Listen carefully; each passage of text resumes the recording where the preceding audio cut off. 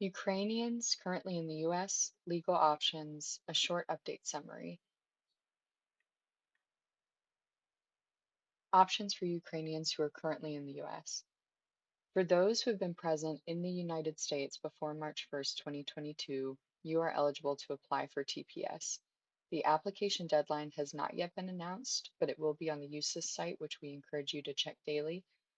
There's a video that we've already prepared with all of the in-depth information and forms that you will need regarding TPS, which we will link in the description of this video. We encourage you to watch if you have further questions. Options for Ukrainians seeking protection at the United States or Mexican border. The situation at the border is confusing and there is not one specific way that they are managing. Some Ukrainians are allowed to enter the US on what is known as humanitarian parole, but this is given on a case-by-case basis at the discretion of the border officer. Some Ukrainians are briefly detained and then released. There are also Ukrainians who have been denied entry to the United States, and in that case, you will have to return to Mexico. Currently, most asylum seekers are being asked to remain in Mexico because of the COVID situation under Title 42 provision. The good news is that 100,000 Ukrainians will be allowed to enter the US with refugee status. This is a new program that was announced by President Biden and is part of what is known as the Refugee Resettlement Program. Usually, those who are selected will first be screened by the UN High Commissioner for Refugees and then by the US immigration officials.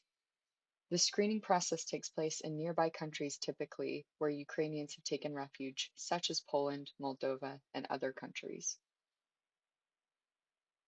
No specific details have yet been announced on how this program will be run or implemented, but we are doing as much as we can to stay up to date on these matters, and as soon as we have new information, we will be sure to share it with you. General U.S. Humanitarian Parole Program for Ukrainians in Europe.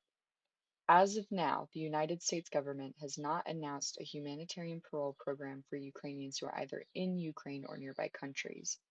The US government established such a program, humanitarian parole, for Afghan nationals last year.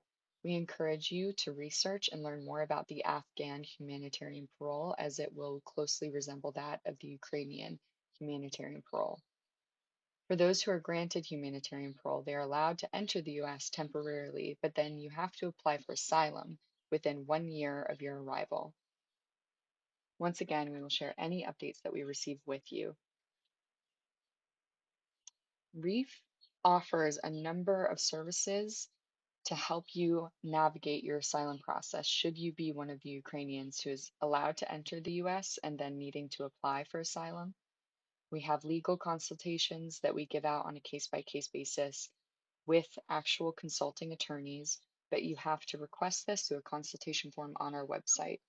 Otherwise, we have support groups regularly at 10 a.m. on Mondays and asylum info sessions on Tuesdays at 12 p.m., where we invite one of our lawyers to answer your questions directly. Other than this, our website is a wealth of resources regarding the asylum seekers application process, the forms that you need to fill out, and what legal information you need to be aware of.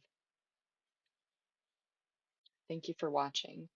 Again, these updates are changing daily and the situation is constantly evolving regarding Ukrainian nationals. We will be sure to present any new information as we receive it, but otherwise you can check our YouTube channel for for videos that we have previously made on TPS, and check our website where we will post relevant information and hopefully helpful resources for Ukrainian nationals. Thank you.